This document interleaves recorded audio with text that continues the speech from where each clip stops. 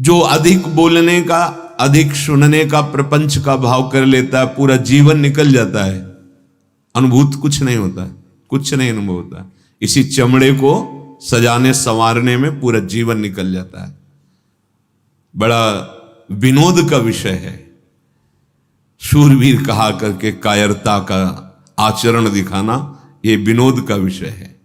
भगवत प्राप्ति का लक्ष्य करके चलने वाला उपासक माया के मनोरंजन में विश्राम मान लेना, शरीर सुख को विश्राम मान लेना। प्रपंच में क्या कर रहे हैं? बोले समय नहीं कट रहा था तो बैठे बातें कर रहे थे, ये खेल रहे थे, ये कर। समय यहां कम पड़ता है समय उपासक को। उसको लगता है कि और समय बढ़ जाए, और अधिक साधन करूं, निरंतर और नाम जप करूं। श्रवणनी और कथा नहीं सुनी हो, रसना और न गई हो। कानों से भगवत चर्चा किसे, श्रवण फुटो जो अन सुनो। कहां हमारी स्थिति है? बहुत प्रपंच में राग हो गया है, प्रपंच कथन में, प्रपंच श्रवण में। और सिद्धावस्था कैसे मिलती है? बोले श्रवणनी और कथा नहीं सुनी हो, रसना और न गए। ग्राम्य कथा, विषय कथा, राज कथा नहीं, नहीं, भगवत कथा, केवल भगवत कथा, वही गान करना, वही श्रवण करना। जीव अपनी तरफ प्रमाद किए हुए है, संयम में रखो इसको। बहुत ही दुष्ट स्वभाव बनती चली जा रही, ये खाना, ये खाना, ये खाना, कभी नहीं अगा रही। ये नहीं आ रहा कि जब लिखा है राधा नाम सुधा रसम, तो मुझे क्यों नहीं सुधा रस, अमृत रस का अनुभव क्यों नहीं हो रहा? ये कभी चाह नहीं पैदा हो रही।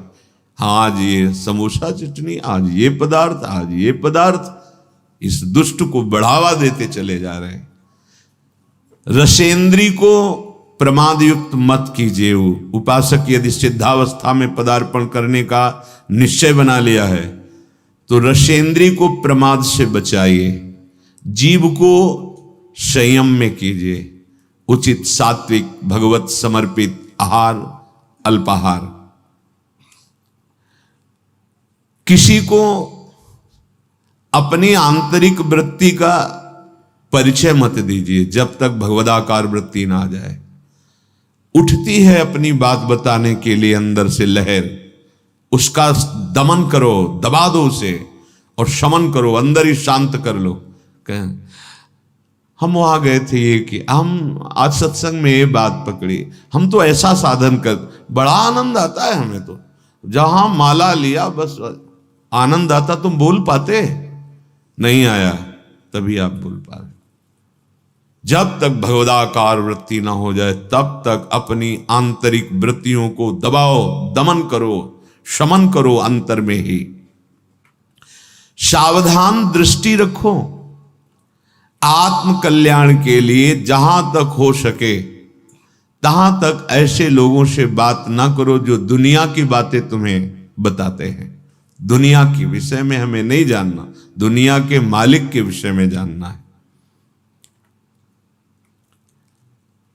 ये जो परनिंदा करने वाले स्वभाव वाले हैं वो बड़े भाग्यशाली साधक है जिनको ऐसे लोगों का दर्शन, संभाषण, संग नहीं मिलता।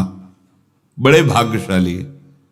देखो, अगर आप श्री जी की आज्ञा में हो तो आपको ऐसा अवसर ही नहीं है। सत्संग सुने अपने अपने कमरे में, अपनी अपनी दिनचर्या में, बाहर जाना ही नहीं है। अपने ठाकुर के नाम रूप लीला धाम से रति करो। बाहर गए, रास्ते में मिले, दंडोत या राधे श्याम, शुरुआत यहां से होगी, फिर परिचर्चा, फिर परनिंदा, और पहुंचे ठाकुर जी के दर्शन के लिए। वहां से भी पकड़ के कोई दोस्त दर्शन, फिर आए, वही सब मन को गंदा करते। नहीं तो श्री धाम वृंदावन बहुत जल्दी आनंद का अनुभव हो जाए। विषयासक्त पुरुष जब तुम्हें सम्मान देने लगे तो तुम्हें अंदर अंदर जलन होनी चाहिए और दुर्भाग्य का अनुभव होना चाहिए। देखो सतमार्ग क्या है? सम्मानम कल्याति घोर गर्लम नीचापमानम सुधा, श्री राधा मुरलीधरो भज सके वृंदावन माते। सबके चरणों में तृणादपि सुनीचे कब बनोगे, कब आएगा? सबके चरणों में। अहो आश्चर्यमयी बात, वो संसार का वेश धारण किए हुए साष्टांग लूटा हुआ है। कितनी अपार श्रद्धा है। और हम श्रद्धा के मार्ग के पथिक होकर के सर भी नहीं झुका सकते। हमको ये गर्व है कि हम विरक्त हैं। काहे से विरक्त है? देहाभिमान से, विषयों से, किससे? वहां उसकी दैन्यता को देखो, वो साष्टांग लूटा हुआ पड़ा है। केवल आपको इस भाव से ये भगवान के दास हैं, तो आप अपने भगवान को नहीं पहचान पा रहे। उस रूप में कोटिशाह उनके चरणों में दंडवत है। कहीं छू न जाए किसी का प्रणाम, नमस्कार, वंदना, स्तुति, ये कहीं हमारे हृदय को स्पर्श न कर ले, नहीं तो मलिन कर देगी पक्का। विषयासक्त पुरुष द्वारा किया हुआ सम्मान यदि स्वीकार करते हो तो तुम्हारा दुर्भाग्य है। हां, अगर कोई साधु कहता है भगवत मार्ग का कि अहोभाग्य तुम्हारे, बहुत सही, चलो आगे, तो हृदय में आनंदित होना चाहिए कि प्रमाण मिल रहा है कि मार्ग सही है, संत वचन मिल रहे हैं। विषयासक्त पुरुष जब सम्मान देता है और उपासक उसी को बटोरना शुरू कर देता है और सौभाग्य मानने लगता है, तो उसके जीवन से भगवान का महत्व खत्म हो जाता है। जो सत्संग से बना महत्व खत्म, देहाभिमान फिर वही जागृत हो गया, अपना महत्व। गान भले उनका करे, महत्व अपना स्थापित करेगा, नहीं तो चौथी भगत मम गुणगन करे कपट तज गान। केवल भगवत चर्चा मात्र से भगवत प्राप्ति, भगवत चर्चा श्रवण मात्र से भगवत प्राप्ति। कितने ऐसे उदाहरण हैं महापुरुषों के चरित्रों में। जो उपासक निकम्मा पड़ा रहना अपने को समझता है साधना, नहीं, सिद्धों वाले आचरण नहीं करना चाहिए। उनकी भगवदाकार वृत्ति है। वो खड़े हैं या पड़े हैं, चल रहे हैं या खा पी रहे हैं, या विषयी पुरुषों के बीच में भी बैठे, कोई फर्क नहीं पड़ता। कर्माणि श्रुति बोधितानि नितराम कुर्वन्तु मा गूढ़ाश्चर्य रसा सृगादि विषयान ग्रहणन्तु मुंचन्तु वा। जिस समय वो बहिर्मुख पुरुषों के पास बैठे हैं, उस समय वो भगवदानंद में डूबे हुए, एक एक वृत्ति भगवदाकार है। आप उनका अनुकरण न करें, उनके वचनों का अनुकरण करें, जो उनके वचन कह रहे हैं। जो ये समझता है कि अकेला में बस पड़े रहना, मांग के खा लिया, तो काम, क्रोध, लोभ, मोह, मद, मत्सर, ये ऐसे नहीं जीते जाते हैं। जीवन में उपासक के हृदय में आराम की तो कोई वृत्ति ही नहीं रह जाती। श्यामा श्याम नहीं मिले तो आराम कैसा? राम नहीं तो आराम कहां? नहीं, तब तक विश्राम नहीं। अरे ये बड़ा भारी युद्ध है, बड़े विपक्ष जोरदार हैं, इनको परास्त करना है। ऐसे नहीं कि कमरा ले लिया, पड़े हैं, खा रहे हैं, पी रहे हैं। केवल पड़े भी नहीं रह सकते ना तुम, क्योंकि एक क्षण बिना कर्म किए नहीं रह सकते। शरीर से पड़े हो, लेकिन अंदर की विकारग्रस्त वृत्तियां तुम्हें चैन लेने देंगी, तुमसे ऐसे असाधन करा देंगी, वो व्यर्थ जीवन हो जाएगा। इसलिए सदैव भगवत कार्यों में इस शरीर को खूब लगाए रखो। भगवत कार्यों में, जो ये सब भगवत कार्य हैं। अगर आप गृहस्थ में तो सब भगवत कार्य, विरक्त में तो प्रगट के भगवत कार्यों में प्रभु की सेवा संपादन करने के लिए पूरे शरीर की ताकत लगा दो। इसमें प्रमाद स्थिति नहीं। हम केवल भजन को समझते, एकांत बैठे तो भजन हो रहा है। अब देखो क्या हो रहा है, अंदर मनन करके देखो। अब जब हम श्रृंगार करते हैं तो देखो मन बुद्धि पूरा लगेगा, नहीं तो श्रृंगार बिगड़ जाएगा। जरा भी मन हटा तो श्रृंगार परिचय बताने लगता है प्रभु के श्री अंगों का, कि आज एकाग्रता पूर्वक प्रियता के भाव से नहीं किया गया है। जरा सी वृत्ति बाहर चली जाए तो आपका श्रृंगार बिगड़ जाएगा। पहले मनन होता है, आज ऐसे फूल बंगला बनाएंगे, आज ऐसी पोशाक होगी, आज ऐसी नथ होगी, आज ये मानसिक हो रहा है।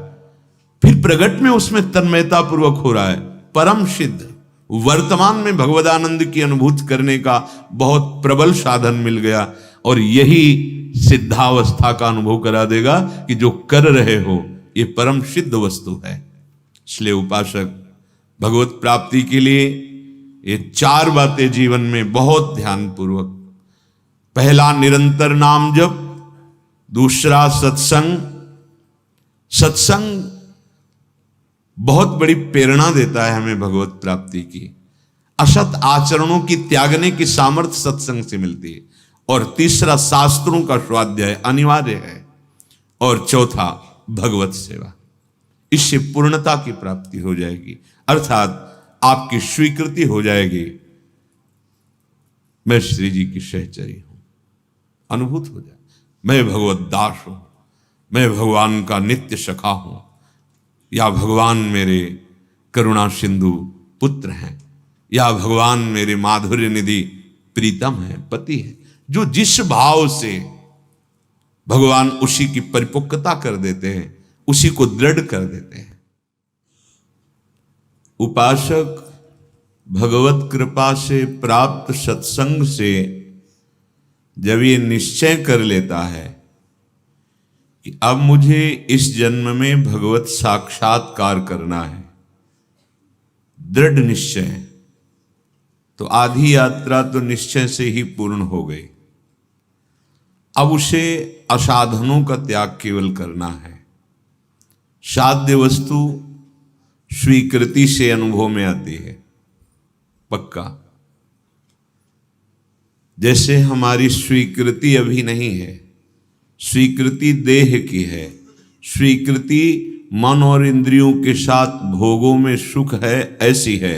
स्वीकृति ये सत्य है, संसार ऐसा हो गया। तो देखो हमें भास रहा है, सत्य भास रहा है, मैं तू मेरा तेरा, अच्छा बुरा। स्वीकृति ये इतना कठोर हृदय कर देती है, भाई भाई की छोटी सी संपत्ति के लिए हत्या कर देता है, इतना कठोर हृदय कर देता है, पूज्य जनों का अपमान निरादर, बड़ा। यही स्वीकृति इतना सरस हृदय कर देते हैं, जरूरत पड़े तो अपने प्राण दूसरों के लिए देने के लिए। परहित सरिस धर्म नहीं भाई। परम धर्म की स्थिति स्वीकृति से, परम प्रेम की स्थिति स्वीकृति से। विश्वास कीजिए, स्वीकृति ही हमारी गलत हो गई। आत्मबोध स्वीकृति से ही होता है, भगवत प्रेम स्वीकृति से ही होता है। मेरे प्रिया प्रीतम, बस और कोई नहीं। ये स्वीकृति ही तो है, मेरे तो गिरधर गोपाल दूसरो न कोई।